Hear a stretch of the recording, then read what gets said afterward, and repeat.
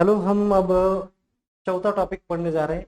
पहले टॉपिक में हमने व्हाट इज जेनेटिक्स पढ़ा, scope and importance of genetics पढ़ लिया। दूसरे टॉपिक में हमने प्री मेंडल हिस्ट्री पढ़ ली।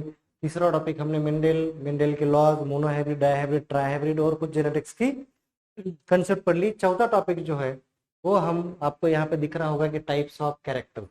अब कैरेक्टर्स क्या है? कैरेक्टर जो है, कैरेक्टर इज नथिंग बट एक स्पेसिफिक फीचर होता है ट्रेट का, एक्सप्रेशन होने का, तो उसको हम बोलते हैं कैरेक्टर्स। और वो एक स्पेसिफिक वे में एक्सप्रेस होता है। जैसे आप कैरेक्टर सोचिए, प्लांट हाइट, टॉल है या डॉर्फ है। ब्लड ग्रुप देखिए, ब्लड ग्रुप अलग अलग तरह के हैं, तो वो कौन एक्सप्रेस हो रहा है, ओके, तो उसको हम बोलते हैं कैरेक्टर्स। अब there are different types of characters on the basis of number of genes involve. देखिए कोई भी कैरेक्टर हो, विदाउट जीन्स वो कैरेक्टर तो एक्सप्रेस हो नहीं रहा। Means always for the expression of characters who is responsible genes. कोई भी कैरेक्टर एक्सप्रेस होना है उसके लिए जीन्स होना जरूरी है। आप अभी बोल रहे हो बीटी कॉटन, तो बीटी कॉटन में क्या अलग है? बीटी कॉटन में क्या है? बीटी कॉटन में प्रोटीन, क्रिस्टल टॉक्सिन बनाने का जीन है। अगर वो जीन नहीं होगा तो वो कैरेक्टर एक्सप्रेस नहीं होगा। So what it means, every character is expressing only because of jeans.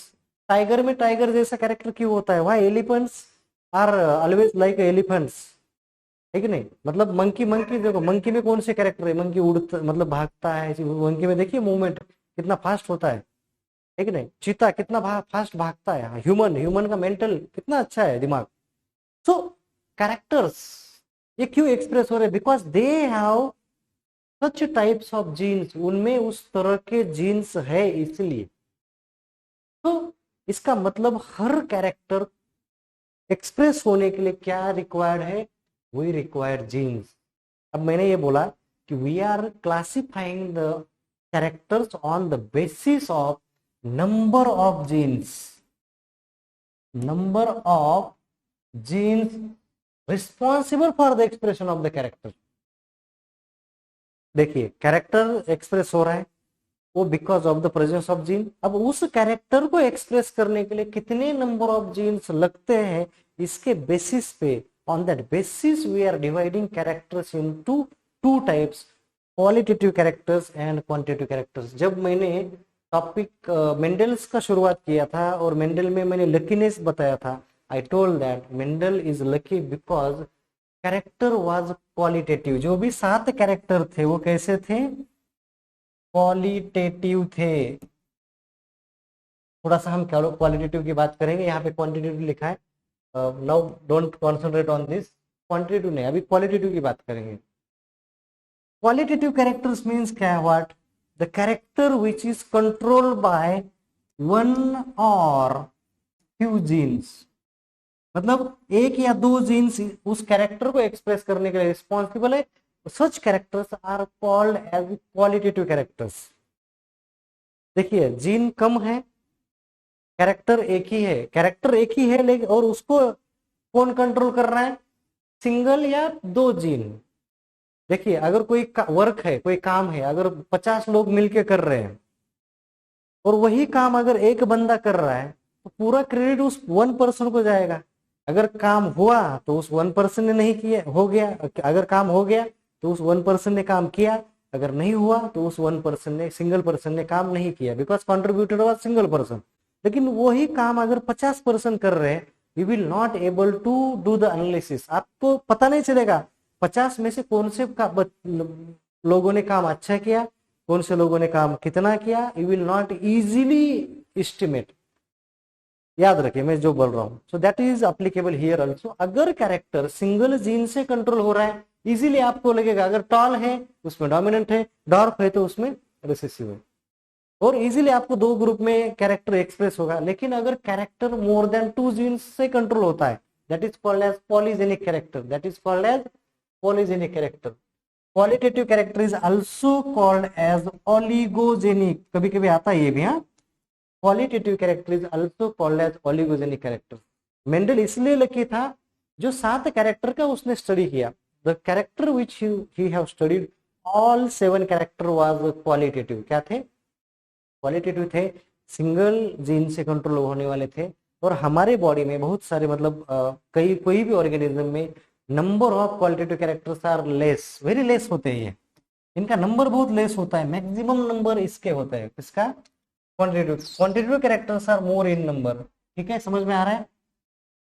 तो this is about the qualitative character. अब दूसरा कैरेक्टर होता है क्वांटिटेटिव कैरेक्टर। मैंने आपको बोला था क्वालिटेटिव कैरेक्टर्स मतलब ऐसा कैरेक्टर जो एक या फ्यू जीन से, वन और फ्यू जीन से कंट्रोल होता है ना। वो क्वांटिटेटिव, क्वांटिटी ज्यादा है। तो क्वांटिटेटिव कैरेक्टर्स जो है is controlled by many genes. The character which are governed by several genes are called as quantitative characters. बहुत जीन है, several genes are responsible, are called as quantitative characters, and the genes are known as polygenes. ऐसे genes को हम क्या बोलते हैं? Polygenes बोलते हैं। तो ऐसे genes को हम क्या बोलते हैं? We are called as a polygenes. So such genes are called polygenes. ऐसे genes को हम पॉलीजीन्स बोलते हैं। ठीक है, समझ में आ रहा है? नाउ अगर कैरेक्टर बहुत सारे जीन्स या सेवरल जीन से कंट्रोल हो रहा है, ऐसा कैरेक्टर कांस्टेंट एक्सप्रेस हो नहीं सकता। समझ लीजिए character is control bye 100 gene. अब 100 जीन में से हो सकता है 40 जीन कभी डोमिनेंट है तो 60 जीन रिसेसिव होंगे, हो सकता है कभी 30 जीन ही, मतलब कैरेक्टर का एक्सप्रेशन फिक्स नहीं है। ओके, अगर हम बात करेंगे आपके स्किन कलर की, skin colour is suppose quantitative character. कोई भी पर्सन का कलर इंटेंसिटी एक जैसा नहीं, बहुत अगर बहुत सफेद है तो बहुत ही सफेद है, सफेद में भी बहुत अलग अलग तरह के वेरिएशन है, ब्लैक में भी बहुत अलग अलग वेरिएशन है, मीडियम ब्लैक में भी, मतलब कलर इंटेंसिटी देखो हर पर्सन टू पर्सन बदल जाती है। आपका हेयर शेप देखो, किसके कैसे हेयर तो किसके कैसे हेयर है। आईज देखो, किसी को कैसे आईज है, तो नाक देखो किसी का कैसे है, तो किसी का ईयर देखो। देखो ना आप कौन सा कैरेक्टर है। ब्लड ग्रुप एक हमारा कैरेक्टर है जो हमें पता है कि इट इज अ क्वालिटेटिव, क्योंकि एक जीन से कंट्रोल होता है जो क्रोमोसोम नंबर 9 पे होता है। Okay, blood group. ऐसे कुछ कुछ स्पेसिफिक कैरेक्टर जैसे सिकल सेल एनीमिया है, हीमोफीलिया है, जो सिंगल जीन से कंट्रोल होते हैं। ऐसे कुछ कैरेक्टर है जो क्वालिटेटिव है, लेकिन मैक्सिमम कैरेक्टर जो होते हैं पॉलीजेनिक होते हैं, क्वांटिटेटिव होते हैं। सो ऐसे कैरेक्टर को स्टडी करने के लिए हमें बहुत सारा डिफिकल्टीज फेस करना पड़ता है, because character is control by many genes. मैंने आपको पहले बोला अगर कोई काम बहुत सारे लोग कर रहे हैं तो कंट्रोल रखना पड़ेगा। अगर एक ही अकेला पर्सन काम कर रहा है, आपको पता है अगर कर रहा है तो credit goes to him only, अगर नहीं कर रहा है तो जो आपका जो लॉस हो गया उसके कारण ही हो गया है, कि काम नहीं हुआ तो he is only he is responsible. So like this. So quantitative character, the character which is controlled by several genes, जो कैरेक्टर बहुत सारे जीन्स के कंट्रोल से एक्सप्रेस होता है, such character is called as quantitative characters, या trade बोलोगे आप तो भी ठीक है। नाउ मल्टीपल फैक्टर हाइपोथेसिस के बारे में आपको मिड टर्म में क्वेश्चन आ गया होगा, या डेफिनेटली आने वाले एग्जाम में जिनके मिड टर्म बाकी है उनको एक क्वेश्चन आ सकता है। So what is a multiple factor hypothesis? ये एक हाइपोथेसिस है जो क्या करती है, जो इनहेरिटेंस ऑफ क्वांटिटेटिव कैरेक्टर्स के बारे में बताती है कि एग्जैक्टली क्वांटिटेटिव कैरेक्टर्स जो ट्रांसफर होते हैं टू द नेक्स्ट जनरेशन वो किस तरह से बिहेव करते हैं, किस तरह से वो कैरेक्टर एक्सप्रेस होता है। तो that is called as multiple factor hypothesis. कभी कभी क्वेश्चन आता है multiple factor hypothesis was postulated, इसको पोस्टुलेट किया था यूल ने इन 1906, 1906 में 1906 ही have postulated the multiple factor hypothesis with example. Exact अगर एग्जाम्पल से किसने एक्सप्लेन किया तो निल्सन इले। तो निल्सन इले the scientist who have explain the character multiple factor hypothesis, sorry multiple factor hypothesis को जिसने एक्सप्लेन किया, जिसने क्वांटिटेटिव कैरेक्टर्स को इनहेरिटेंस कैसे होता है ये बताया। तो ये है आपका मल्टीपल फैक्टर हाइपोथेसिस। इसका एग्जाम्पल है कर्नेल कलर इन व्हीट, इसका एग्जाम्पल है kernel colour in wheat. Now what Nilsson Ehle have done, Nilsson Ehle ने क्या किया, निल्सन इले ने गेहूं, kernel colour of wheat is nothing but गेहूं। In wheat he have seen two types of colour, wheat में उसको दो तरह के कलर मिले, वन इज रेड और दूसरा मिला उसको व्हाइट। उसने दो ही कलर देखे व्हीट के ग्रेन में, green colour of the kernel, बाहर का जो लेयर है। ओके, और उसने क्या किया, व्हीट व्हाइट के जो दो कलर में क्रॉस करके देखा, तो उसको आने वाले प्रोजेनी रेड मिली, फिर उसने रेड का सेल्फिंग किया, उसको आने वाले 15:1 रेशियो मिला, मतलब 15 प्रोजेनी रेड मिली और एक प्रोजेनी उसको व्हाइट मिली। ये एक्चुअली इसको क्या हुआ, he got such type of result in cross showing 15:1 ratio in F2 after crossing of this progenies, तो उसको ये रेशियो मिला। अब इसको डाउट आ गया, यार ये बोला ऐसे कैसे अलग आ गया, एज पर मेंडल क्या आना चाहिए था, 9:3:1 ये आना चाहिए था, लेकिन आया क्या 15:1। So he thought something is wrong, कुछ तो अलग है, something is wrong, why the ratio is 15:1। तब उसने थोड़ा सा रेड कलर के ऊपर ध्यान से देखा, तो रेड कलर में उसको 4 प्रकार की कलर इंटेंसिटी दिखी। देखो मैं क्या लिख रहा हूं, he got 4 type of colour intensity. कुछ उसको प्रोजेनी डार्क रेड मिली, कुछ प्रोजेनी उसको मीडियम डार्क रेड मिली, MDR लिख रहा हूं मैं, कुछ प्रोजेनी उसको मीडियम रेड मिली, कुछ प्रोजेनी उसको लाइट रेड मिली। फिर उसने फिर सोचा कि नहीं, ये कैरेक्टर एक जीन से तो कंट्रोल होता नहीं है, character is one but it is control bye more than one gene. उसने फिर अपना दिमाग लगाया, वो जो प्रोजेनीज आ रही थी उस पे उसने क्या किया, उसने बोला कि now this character is controlled by 2 gene with R1 R2 allele. Okay, वो जो जीन है ये R1 और R2 जीन है, एक जीन है R1 तो दूसरा जीन है R2। तो उसने क्या किया, इसने बोला कि ये जो रेड कलर है ये व्हाइट कलर है, इसके लिए R1 और R2 ये 2 जीन रिस्पॉन्सिबल है। अगर कलर रेड आता है तो capital R1 capital R1 capital R2 capital R2 responsible है, अगर व्हाइट आता है तो small r1 small r2 is responsible for the expression of the white colour. Now what he have told that जितना ज्यादा अलील डोमिनेंट होंगे उतना कलर इंटेंसिटी अच्छा आएगा, जितना डोमिनेंट अलील कम होते जाएंगे colour intensity also will get reduce. तो यहाँ पे ये जो हमने दिया था इसका डार्क रेड का मतलब है all alleles are dominant together, all alleles are dominant together. इसका मतलब है, अभी मैं लिख रहा हूं, इसको मिटाता हूं, okay I will erase it, तो आपको थोड़ा सा समझ में आ जाएगा। इसका मतलब है ऑल अलील्स आर डोमिनेंट, तब जाके डार्क रेड आएगा। मीडियम डार्क रेड कब आएगा, any 3 alleles are dominant and 1 is recessive. ये कब आएगा मीडियम रेड, कोई भी 3, कोई भी होने दो। अब कोई भी 3 कैसे हो सकता है, एक तो ये R1 small r1 capital R2 capital R2, या capital R1 capital R1 capital R2 small R2, ये कोई भी 3 अलील आपके डोमिनेंट हो सकते हैं। पहला वाला हो सकता है, दूसरा वाला, इधर में कोई भी, ठीक है। अब तीसरा condition, any 2 alleles are dominant and 2 is recessive. कोई भी 2 अलील मीडियम रेड के लिए, कोई भी 2 अलील डोमिनेंट है और 2 अलील रेसेसिव है। एंड लाइट रेड के लिए 1 अलील, एनी 1 अलील, कोई भी any 1 allele is dominant and remaining 3 are, यहाँ पे आर लगा दो, इधर भी आर लगा दो, 1 मोर देन 1 है तो आर रेसेसिव, यहाँ पे आर।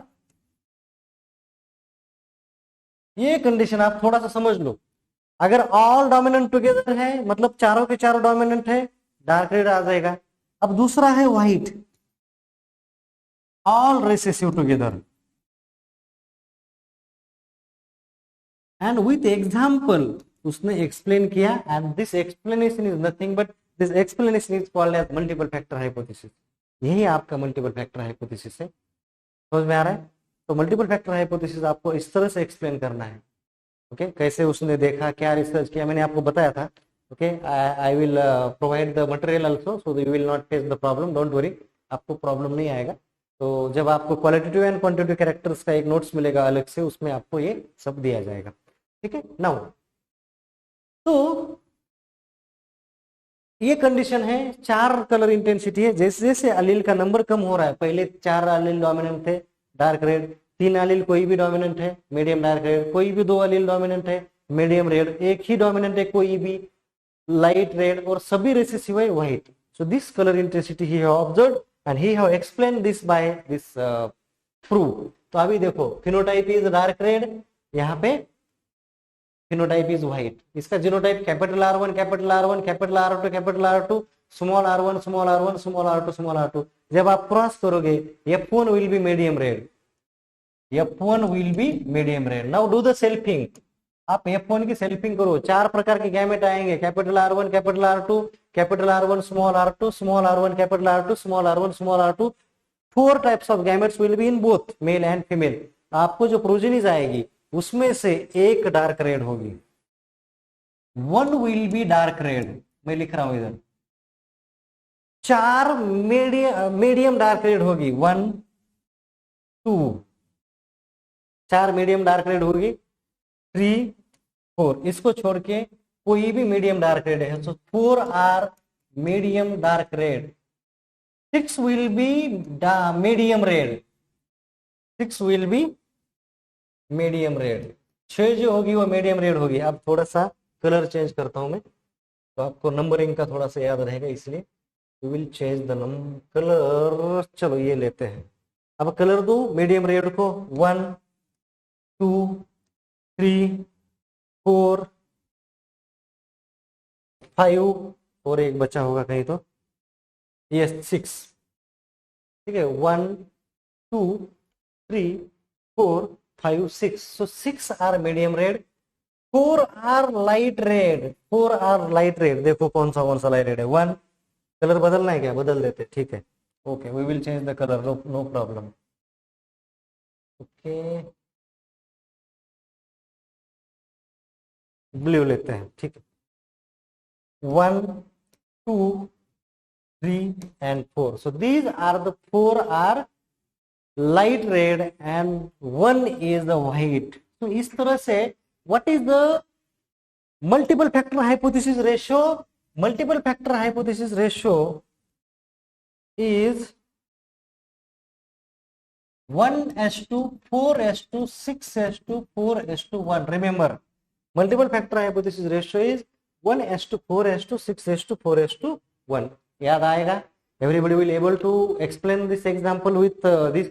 ये आपको ड्रॉ करते आना चाहिए, you should able to do this. यहाँ पे कुछ नहीं है, जैसे हमने डाई हाइब्रिड में किया था उसी तरह से करना है। अगर किसी को आता नहीं है, if somebody is facing the problem, देख लो पहले, मैं भी सॉल्व करके दे सकता हूँ, इसमें कुछ है नहीं। ओके तो ये पहले देखिए, समझ लीजिए। ओके मैंने आपको एक्सपेरिमेंट कैसे किया बताया। सो this is about the multiple factor hypothesis है, ओके गिवन बाय निल्सन ले। ये है, आप देखिए ओके ये देखिए 1:4:6:4:1 रेशियो इसका आता है। अब ये कितनी प्रोजेनी आती है, सभी डोमिनेंट वाली एक, capital R1 small r1 capital R2 की 2 प्रोजेनी आती है। कैपिटल मतलब 3 एलील इसके डोमिनेंट है, तो ये प्रोजेनी 4 बन गई।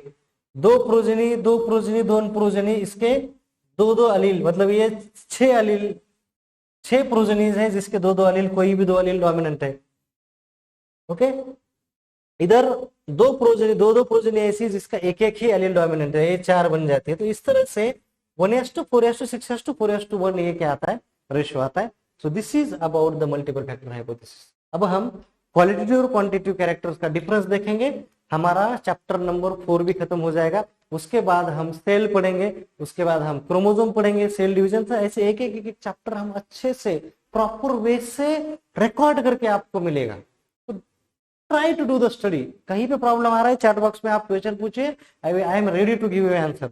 अगर मुझे लग रहा है कि I should give you answer by call, I will try to make a call. अगर मुझे लग रहा है मैं वीडियो बनाना है, I will make a video and I will upload here. Okay now what is the difference between qualitative and quantitative characters? तो ये बहुत बार आपको क्वेश्चन में आ सकता है। क्वेश्चन में मतलब क्वेश्चन अगर डिफरेंस का नहीं आया तो भी अगर आपको short note on qualitative, short note on quantitative भी आपको इस डिफरेंस से आप इजीली लिख सकते हो। पहला है जीन इन्वॉल्व। क्वालिटेटिव कैरेक्टर्स के लिए वन और फ्यू जीन मैंने आपको बताया था, यहाँ पे सेवरल जीन्स इन्वॉल्व है। Environment, effect of individual gene, यहाँ पे लार्ज एंड डिटेक्टेबल है। मैंने आपको बोला था कि अकेला पर्सन काम कर रहा है या 2 पर्सन काम कर रहे हैं, यू कैन इजीली डिटेक्ट यानी इफेक्ट उनका लार्ज होगा। Effect of individual gene is large and detectable. यहाँ पे small and undetectable, effect small है और उसको आप डिटेक्ट भी नहीं कर पा रहे हो। वेरिएशन जो होता है ये डिसकंटिन्यूअस है। देखो टॉल है, डॉर्फ है, अब इसको छोड़ के और कोई वेरिएशन नहीं आएगा। ब्लड ग्रुप में 4 ही प्रकार के ब्लड ग्रुप है, आपको पता है, बिकॉज ऑफ मल्टीपल एलील वो भी है, नहीं तो 2 ही ब्लड ग्रुप होते। अगर 4 प्रकार के ब्लड ग्रुप है, इसको छोड़ के कोई आता है क्या? तो ये कांस्टेंट है, डिसकंटिन्यूअस है। ये कंटिन्यूअस वेरिएशन होता रहेगा। आपका कलर देखिए, आप सफेद हो, आपकी वाइफ भी सफेद है, हो सकता है बच्चा ब्लैक हो, क्योंकि वेरिएशन आता है, कॉम्बिनेशन कुछ भी बन सकता है।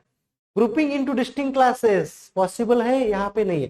क्लासेस करते थे ना हम, टॉल 3:1, 9:3:1, ये कहाँ पे पॉसिबल है? क्वालिटेटिव ट्रेट्स में, क्वांटिटेटिव ट्रेट्स में पॉसिबल नहीं है।